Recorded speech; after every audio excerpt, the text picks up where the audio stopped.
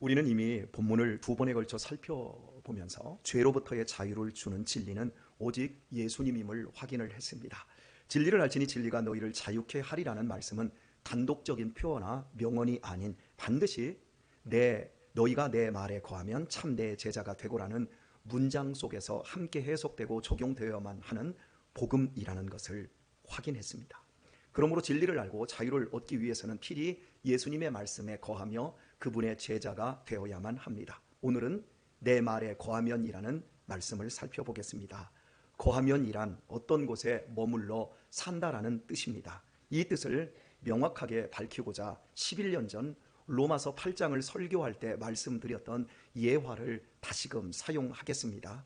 미국 개척 초기에 유럽에서 많은 백인들이 건너와 끝없이 넓은 벌판에 초원을 형성하며 대규모로 농사를 지었습니다. 가을이 되어 넓은 벌판에 곡식이 익어가던 어느 날 밤 세찬 바람이 불 때 인디언들이 벌판에 불을 질렀습니다. 한밤중에 마을을 향해 집채만한 시커먼 불이 타들어오는데 기가 막힐 노릇입니다. 살아보겠다고 대서양을 건너 거친 대륙에 자리를 잡고 뼈 빠지게 황무지를 개간하였건만 불에 타 죽게 생겼습니다. 우왕좌왕하며 통곡하고 있을 때 나이 많은 노인 한 분이 소리를 지릅니다. 이것들아, 왜 허둥대고만 있어? 살 길을 찾아야지. 그리고는 불이 타들어오는 쪽에 반대 방향에 바람을 등지고 불을 놓습니다. 그랬더니 바람결을 따라 삽시간에 불이 주변을 태우며 마을로부터 멀어져 갔고 그 자리는 새카만 채만 남았습니다. 노인은 불탄 자리로 옮겨 서라. 불이라는 것은 한 번 태우지 두 번 태울 수가 없다. 사람들은 가축과 세간자리까지 불탄 자리로 옮겼고 드디어 모든 것을 삼켜버릴 것 같은 거대한 불이 혀를 날름거리며 그들 앞에 다가왔지만 새카만 채만 남은 곳에 있는 사람들 앞에서 이내 수그러들고 말았습니다.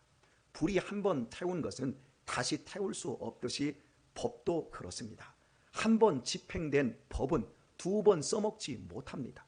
예수님이 나의 죄에 대해 형벌을 받으셨기에 그 자리에 들어가는 누구나 두 번 형벌은 없습니다.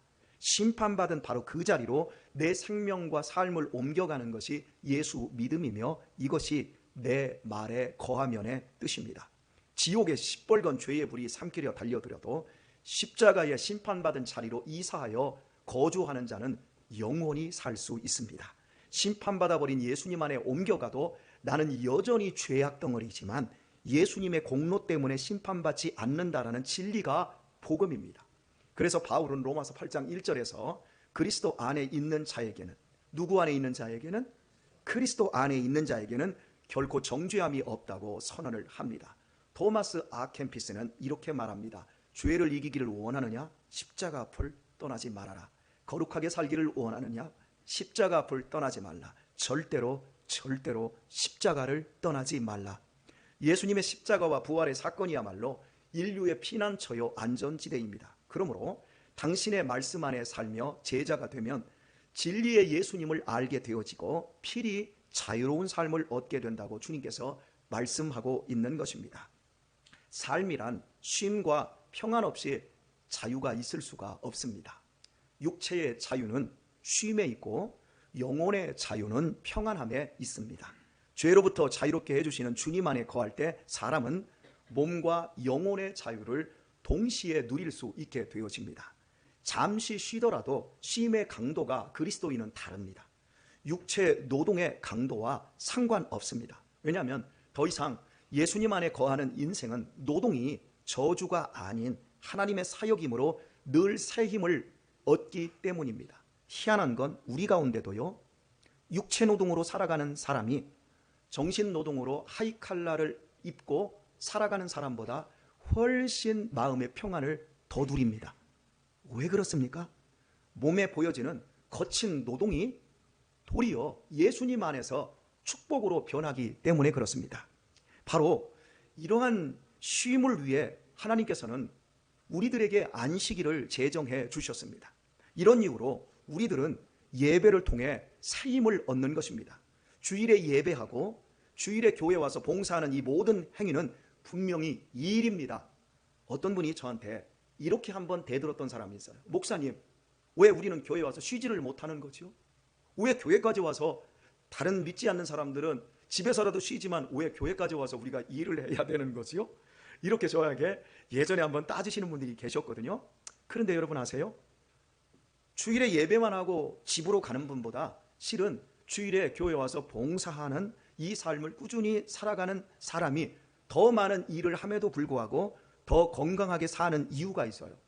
그것은 그 사람이 예수님 안에 온전히 거하기 때문입니다. 그러므로 예수님을 믿지만 쉼과 평안보다는 피곤함과 불안감이 더 많고 이런 것들이 해소가 되지 않는다면 믿음에 있어서, 다시 말해 믿음 생활에 있어서 어딘가 분명히 잘못된 것입니다. 자전거를 탈 줄만 알면 걷기보다 자전거가 훨씬 편하고 빠릅니다.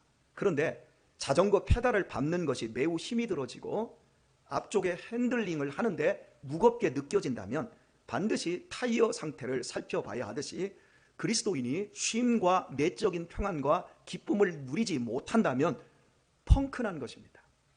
그때 살펴봐야 할 곳이 어디일까요? 내가 교회 다닌 연수일까요? 내 직분의 크기일까요? 내가 섬기는 교회에서의 영향력일까요? 아닙니다.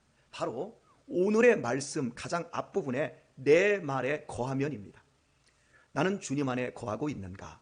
나는 내 소견, 내 감정에 충실하지 않고 오직 주님의 말씀만에 순종하며 내 소견과 내 감정까지 순종하며 살고 있는가? 이것을 살펴볼 수 있어야 합니다. 주님의 말씀에 순종하지 않고는 절대 주님의 말씀에 거할 수 없기 때문입니다.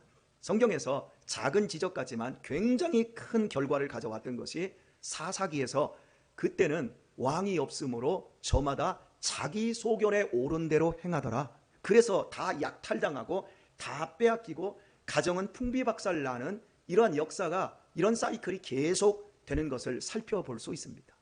자기 소견의 옳음, 그것은 예수님 안에 거하는 믿음 생활에 있어서 치명적인 결과를 가져올 수 있습니다. 미국 수면환경연구소의 발표 자료에 따르면 잠을 잘 자기 위해 드는 비용이 1년에 30조에 육박한다고 합니다. 일본은 10조, 우리나라는 2조 원에 가까운 비용이 드는데 이것도 매년 늘어나고 있다고 합니다. 그만큼 현대인들이 참된 쉼을 얻지 못한다는 반증일 것입니다. 주 5일제 근무가 정착된 지 20년 가까이 되어서 예전보다 훨씬 쉴 시간이 많음에도 우리 국민 중 100명 가운데 82명이 만성 피로에 시달리고 있습니다. 여기에는 많은 이유들이 있겠지만 가장 중요한 문제는 영적인 문제입니다. 존재의 근원이신 하나님으로부터 분리되어 있는 것입니다. 하나님과 연결되기 전까지 참 평안과 참 쉼이 없습니다. 저는 제가 누리고 있는 참 평안과 이 쉼을 우리 자녀들에게 주고 싶어요. 제가 우리 자녀들을 보며 참 평안과 참 쉼이 있을까요? 없어요. 우리 이제 하영이는 조금 그걸 알아가더라고요.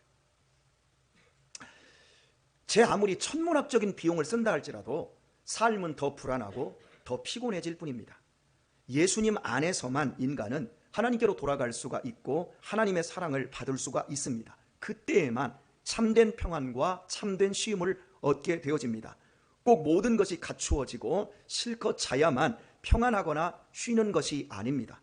예수님 안에서는 잠을 적게 자더라도 피곤을 이길 수가 있고 삶은 피곤할지라도 참된 평안을 누릴 수 있습니다. 우리 새벽 예배 하시는 분들은 잠이 참 줄거든요. 그럼에도 늘 피곤을 이기며 살아요. 근데 저 같은 경우는 잠을 참 안 잡니다. 그래서 여러분들이 걱정을 많이 하잖아요. 근데 제가 어떤 데 수면제를 먹고 한 8시간을 자버리면요 다음날 어지러워요. 그렇게 많이 자면 이상해요. 여하튼 적게 자든 많이 자든 또 삶의 시간이나 에너지, 물질적인 것들이 여유가 있든 간에 그리스도인의 쉼과 평안은 예수님 안에서 주어지는 위로부터 내려오는 것으로 해결되는 겁니다. 그러므로 내가 믿는데도 참 평안을 누릴 수가 없고 참 쉼을 느낄 수가 없다면 내 믿음의 태도와 내 믿음의 생활을 반드시 점검해 봐야 합니다. 저는 논리적이고 합리적인 사람입니다. 저와 함께 아카데미를 하는 사람들은 다 느끼실 것입니다. 저는 두리뭉실하게 말씀을 보지 않습니다. 매우 철학적이고 분석적이며 집요하게 이해력을 원하고 또 이해를 시키려고 하는 사람입니다. 책을 읽어도 몇 번이고 이해가 안 되면 이해될 때까지 읽어냅니다. 그러나 하나님께는 절대 논리를 들이대 본 적이 단 한 번도 없습니다. 하나님이 하시는 일을 제게 이해시켜 달라고 강요해 본 적이 없습니다. 다만 말씀을 믿고자 할 뿐입니다. 그저 상황을 수용하고 순종하며 살아왔을 뿐입니다. 이해할 수 없는 속상함 속에서도 항상 이렇게 판단을 했습니다. 하나님이시니까 모든 것이 가능하지. 그리고 내가 지금 이렇게 힘들고 억울해도 하나님은 실수하지 않는 분이시잖아. 내 모든 상황에 대해 하나님이 최고의 것을 주셨다고 믿고 감사하는 거죠. 이런 식으로 받아들이며 지금까지 살아왔어요. 잠시 분노하고 속이 상할 때에도 얼른 믿음을 발동시키면 오뚜기처럼 제 감정을 추스릴 수 있었습니다. 비록 허물과 죄로 넘어지지만 그 상황에서도 다시 주님 안으로 들어가면 모든 상황이 협력하여 선을 이루어내는 것을 수도 없이 많이 경험을 했습니다. 이는 모두 성령님께서 마음속에서 역사해 주셨기 때문입니다. 이런 하나님을 제가 30여 년간 경험하며 살고 있습니다. 그러니 어찌 죄에서 자유를 누리지 못할 수가 있고 어찌 내면의 평안을 유지하지 않을 수 있겠습니까? 뿐만 아니라 어찌 하나님의 말씀을 사랑하지 않을 수 있겠습니까? 그러니까 제일 먼저 눈을 뜨면 성경을 보는 것부터 할 수밖에 없는 거예요. 그래서 은사 중에 최고의 은사는 믿음의 은사입니다. 내가 이해한다면 얼마나 이해할 것 같습니까? 내가 납득한다면 대체 이 세상에서 일어나는 이 우주의 이 모든 것을 어떻게 얼마만큼 납득할 수 있겠습니까? 하나님이 하시는 일에 대해 내가 이해하고 납득해야 순종하겠다라는 사람은 이미 많은 것을 놓치게 됩니다. 즉 자유와 쉼과 평안과 더욱 멀어진다는 거지요. 하나님께서 가라 하실 때 네 하고 가면 축복받습니다. 하나님께서 멈춰라고 하면 멈추면 축복받습니다. 어려움이 있어 위로하고자 우리 성도님 부부와 지난주에 개인적으로 만나 말씀을 나누었습니다. 참 오래 어려웠을 텐데 한마디 말씀도 하지 않으시고 꿋꿋하게 그 자리를 지켜주시는 이분들이 너무 고마워서 아내와 함께 한번 식사하며 위로하자고, 그래서 자리를 마련해서 말씀을 나누는데 이런 고백을 하시더라고요. 제가 배운 것은 절대 순종입니다. 절대 순종하라고 배웠습니다. 그래서 저는 절대 순종합니다. 그리고 남편분은 이렇게 말씀하시더라고요. 어떻게 교회에서 세상 기준을 갖다 댑니까? 그저 감사하지요. 참 안타까운 건 요즘 성도님들이 자꾸 세상의 기준을 교회에다 갖다 대는 것이 안타깝습니다. 그날 저는 이분들이 누구보다도 온유하고 평화스러운 이유가 주님 안에 거하는 순종이라는 것을 확인할 수 있었습니다. 그분들의 내면은 호수처럼 고요했습니다. 그래서 함께 식사를 하는 내내 그 평온함이 우리 부부 위에 감싸지더라고요. 우리보다 배운 게 적어도 인생을 살아낸 경험들 속에서 순종과 하나님의 말씀에 대한 절대 신뢰가 그분들을 평안과 쉼으로, 그리고 그 가정과 삶을 그렇게 꼴지어 내는 것, 그것이 우리에게도 느껴지며 얼마나 기분 좋은 자리였는지 모릅니다. 하나님, 저는 오직 하나님만을 신뢰합니다. 하나님께서는 제게 가장 맞는 좋은 것을 예비하셨지요. 그 사실을 저는 믿습니다. 하나님께서 가라 하시니 저는 순종하고 나아갑니다. 그리고 모든 결과는 하나님께 맡깁니다. 이런 사람이 주님의 말씀 안에 거하고 주님과 함께 사는 사람인 겁니다. 이런 사람이 쉼과 평안을 누립니다. 그러나 하나님, 저 좀 설득시켜 보세요. 나 좀 이해시켜 보세요 라고 하는 사람은 아직 평안과 쉼에서 한참이나 먼 사람이라고 할 수 있겠습니다. 우리 주님께서 마태복음 11장 28절의 말씀에서 우리에게 약속하고 있는 것을 여러분은 다 아실 것입니다. 수고하고 무거운 짐진 자들아 다 내게로 오라, 내가 너희를 쉬게 하리라. 유명한 말씀입니다. 수고하고 무거운 짐진 자들은 누구나 예수님께 갈 수 있고 예수님 안에서 쉴 수 있습니다. 그런데 이 말씀 역시 이것이 다가 아니라는 겁니다. 그 뒤에 더 중요한 말씀이 있습니다. 수고하고 무거운 짐진 자들아 다 내게로 오라, 내가 너희를 쉬게 하리라. 나는 마음이 온유하고 겸손하니 나의 멍에를 메고 내게 배우라. 그리하면 너희 마음이 쉼을 얻으리니 이는 내 멍에는 쉽고 내 짐은 가벼움이라 하시니라. 오늘의 말씀과 일맥상통하고 있지 않습니까? 나의 멍에를 메고 내게 배우라입니다. 내 말에 거하여 참 내 제자가 되고, 단어만 바뀌었지 뜻은 같습니다. 자유케 되려면 주님의 말씀에 거하는 제자가 되어야 하고, 참된 쉼을 위해서는 예수님의 멍에를 메고 배워야 한다는 것입니다. 그러므로 그리스도인은 교회에서 멍에를 메야 하고 동시에 배워야 합니다. 이 둘은 함께 가야 합니다. 멍에라는 말의 헬라어는 연결하다, 연합하다라는 뜻입니다. 우리나라의 멍에는 소등에 멍에를 맨 후 쟁기와 연결하여 밭을 갈았는데, 유대인들은 두 마리의 소가 함께 멍에를 동시에 매는 방식이었습니다. 하나의 멍에 아래에 두 마리의 소를 끼워 넣는 거지요. 그리고 두 마리를 한 쌍으로 멍에 지우는 조건은 큰 소끼리가 아닌 어미소와 새끼소를 함께 멍에를 짓는 겁니다. 상상을 해보십시오. 힘 좋고 노련하고 능숙하게 일하는 어미소에게 먼저 멍에를 메고 그 옆은 연약한 새끼소가, 작은 소가 섭니다. 그래서 이 두 마리를 한 팀으로 만들어 밭을 갈게 하는 겁니다. 그러면 힘은 어느 소가 더 쓸까요? 새끼소? 그런 나쁜 어미는 없지요. 어미소가 힘을 다 쓰는 거예요. 새끼가 짠하기 때문에, 자기 새끼와 함께 멍에를 지었기 때문에 어미소는 새끼의 목까지 감당하느라 땀을 뻘뻘 흘리며 힘을 쓴다는 겁니다. 사실상 일은 어미소가 다 하고 어린 소는 멍에만 같이 메고 있을 뿐, 그냥 어미소가 발을 내딛는 대로 발만 자기도 뻗으면 되는 겁니다. 이 과정에서 새끼소는 일을 배웁니다. 밭 가는 법을 배워 알아가고 깨달아갑니다. 즉 일하는 요령을 배웁니다. 삽질 납질을 하나 해도 요령이 없으면 산만 부러뜨리죠. 힘만 들지요. 그러나 요령이 있으면 쉽게 거뜬히 일을 하지 않습니까? 힘만 쓴다고 밭이 갈아지는 것이 아니라 요령을 배워야 합니다. 그래야 서로 태어나서 한평생 밭을 갈아야 할 운명 속에 있지만, 하지만 쉼과 평안을 그 노동 속에서도 얻을 수 있는 겁니다. 당시의 이스라엘 백성들은 그것을 너무나 잘 알고 있었습니다. 그런 그들에게 예수님께서 말씀하시는 겁니다. 나와 함께 멍에를 매자. 나는 마음이 온유하다, 겸손하다. 나와 함께 멍에를 매자. 그리고 나로부터 배워라. 그리하면 쉼을 얻는다. 우리는 글자로만 봤을 때 이 말씀을 제대로 못 알아듣지만, 당시의 이스라엘 백성들은 다 알아들은 겁니다.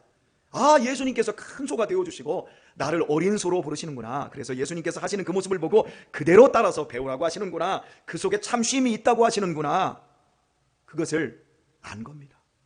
신앙생활을 한다는 것은 힘도 없고 아무런 경험도 없는 그 어린 소의 헷갈리는 걸음이 아니라 아주 노련한 어미 소의 힘있고 확실한 걸음과 함께 걷는 것입니다. 그러니까 얼마나 가볍고 힘이 되겠습니까? 우리에게도 그렇게 하기를 원하신다는 것입니다. 주님께서 다 메워주신다는 것입니다. 따라가기만 하면 됩니다. 이번 주에 우리 아이들과 국토횡단을 하지 않았습니까? 제가 제일 앞에서 아이들을 이끕니다. 제 보폭과 제 발걸음에 아이들에게 맞추라고 합니다. 아이들이 처음에는 제 보폭을 잘 따라옵니다. 하지만 3일째가 되면 잘 못 따라옵니다. 그런데 저는 항상 보폭을 일정하게 합니다. 아침 시간에는 힘이 있기 때문에 빨리 가고, 오후 시간에는 힘이 없기 때문에 천천히 가지 않습니다. 아침에 힘이 펄펄 넘칠 때는 절제를 합니다. 천천히. 그리고 그 힘으로 오후에 지쳤을 때도 꾸준히 갑니다. 그런데 아이들은 힘이 넘치니까 오전에 팔딱팔딱거립니다. 막 갑니다. 멈춰, 천천히. 이제 차도로 갈 때는 일렬로 가기 때문에 제가 통제가 되어집니다. 그러나 넓은 인도길, 도시길로 들어가면, 그 인도에 들어가면 우리 교회에 천방지축 몇 놈이 있습니다. 뛰고 난리가 납니다. 이번에 새로 온 아이들 3명이 얘들 페이스에 말려 들어가는 거예요. 그 둘째 날은 오전에 내부어버렸어요. 그랬더니 오후가 되더니 오버 페이스를 한 애들이 이 고관절과 이 발등에 문제가 생기는 거예요. 못 걷는 거예요. 목사님, 엉덩이 뼈가 부러져 나가는 것 같아요. 그러냐, 이리 와봐라. 그랬더니 죽지 않는다. 막 발등이 아파서 감당할 수 없대요. 이렇게 틀어봤어요. 부러지지 않았다. 그냥 가도 된다. 그 다음에 팔딱팔딱거리고 앞에 갔던 애들한테 자, 얘들 옆에서 하나씩 잡아라. 팔을 껴줬어요. 그리고 같이 가자. 그랬더니 오후 내내 애들이 다 죽어가지고 힘들었어요. 보세요. 오버페이스를 하면요 쉼이 없는 거예요. 그러더니 오후에 모두가 다 지쳐버리는 거예요. 자, 쉬자 하면 막 길바닥에 다 누워버리는 거예요. 온 세상이 안방입니다. 하늘을 두루마리 삼고 땅을 요를 삼아서 다 누워버려요. 여러분, 걸음은 걸을 줄 아는 사람과 걸어야 돼요. 믿음의 선배들이 교회에서 어떻게 믿음 생활을 하나 보세요. 그 걸음에 맞춰서 가야 돼요. 자기 소견에 옳은 대로 튕기지 마세요. 가는데 쉬지 마세요. 쉬는데 먼저 가려고 하지 마세요. 우리 주님께서 우리들에게 요구하는 것이 바로 그거예요. 나와 함께 가자. 나와 함께 멍에를 매자. 너희들 혼자 멍에 매지 말고, 삶에 멍에 매지 말고 내 멍에를 매자. 그러면 쉼을 얻고 평안 가운데, 자유 가운데 인생길을 승리할 수 있지 않겠느냐. 이렇게 우리에게 도전하고 계시는 거예요. 하나님께서는 우리를 말씀으로 인도하고 계십니다. 그래서 우리는 그 말씀을 따라가기만 하면 되는 거예요. 그것도 나 혼자 열심히 고군분투하며 따라가는 것이 아니라 주님과 같이 멍에를 지고 주님과 함께 걸어가는 겁니다. 그냥 순종하기만 하면 모든 힘은 멍에를 함께 저어주시는 주님께서 다 써주시는 거예요. 내 자녀들에게 쓰는 힘, 우리 주님이 써주셔야 되는 거예요. 내 남편에게, 내 아내에게 쓰는 힘, 그 힘을 우리 주님이 써주셔야 되는 거예요. 그래야 평안과 그래야 쉼이 있는 거예요. 내가 힘을 쓰면 결국 넘어지는 거예요. 주님께서 힘을 쓸 때 우리는 쉼이 있고 평안이 있을 수 있고, 그러나 내가 주님보다 힘을 더 쓰면 쉼이 없어지는 거예요. 내가 앞서 나가려고 하면 평안이 있을 수 없어요. 욕심이 앞서면 주님보다 앞서게 되어집니다.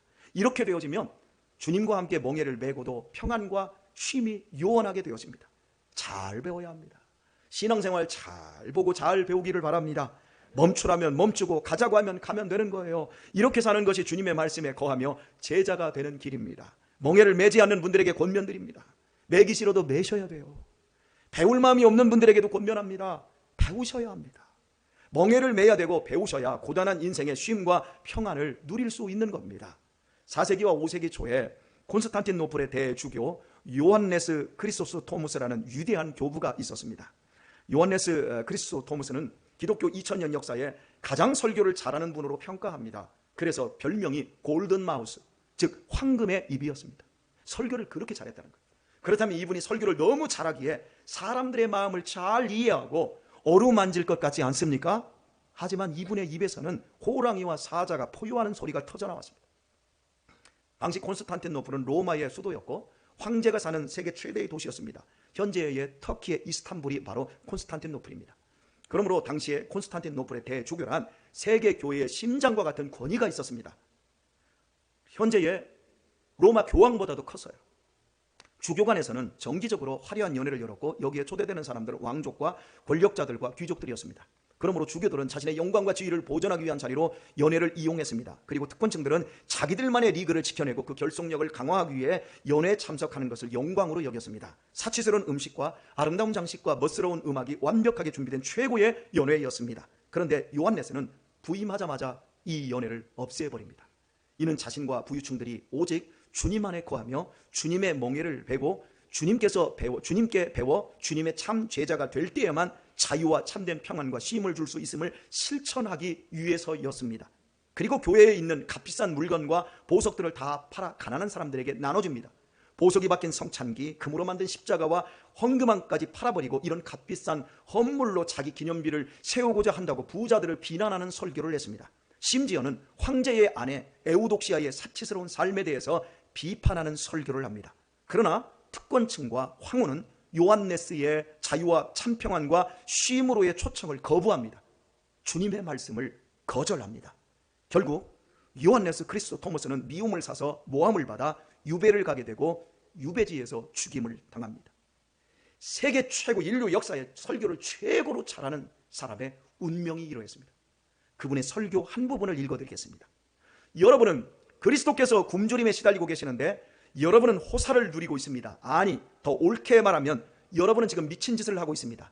하나님의 형상으로 창조된 동료 인간이 추위에 얼어 죽어가고 있습니다. 굶어 죽어가고 있습니다. 그런데 당신들은 사치스러운 세간살이 따위나 마련하고 있습니까? 주 안에서 사랑하는 교회 여러분, 참된 평안, 참된 쉼, 그것은 좋은 집, 좋은 차, 럭셔리한 명품, 맛난 음식, 그런 것에 있지 않습니다. 주님의 멍에를 함께 지고 주님에게서 순종으로 배워가는 삶에 있습니다. 오늘의 말씀을 맺겠습니다. 수년 전 강남의 심리상담소의 원장님에게, 권사님이신데요, 그분에게 직접 들은 말입니다. 기사가 모는 벤츠 승용차를 타고 자신에게 오는 강남의 사모님들의 소원이 잠 한 번 제대로 자보는 것이라고 말을 합니다. 강남의 교회가 얼마나 많습니까? 우리나라 대형 교회의 최고로 큰 교회의 10대 교회 중에 6개가 강남에 있습니다. 그분들도 대부분 교회 다니는 분들이며 권사님들이라고 합니다. 그런데 왜 평안치 못하며 왜 쉼이 없는 것일까요? 혹 왕후 에우독시아와 같은 삶을 살아서이지 않을까요? 주님의 멍에를 매지 않고 주님에게서 삶을 배우지 않아서 아닐까요? 참된 자유는 신체의 자유, 물질의 자유, 공간의 자유, 시간의 자유에 있지 않습니다. 참된 자유로움은 오직 예수님과 함께 멍에를 메고 예수님에게서 배우는 순종의 삶에서 이루어집니다. 주님의 말씀 안에 거하며 주님의 참 제자가 될 때, 그때만이 우리의 삶은 안정되고 참 평안과 쉼을 누리게 됩니다. 부디 주님 안에 거하는 참 제자가 되어 이 황폐한 시대에 더욱 풍요로움을 누리는 성도님들 되시길 예수님의 이름으로 축원합니다.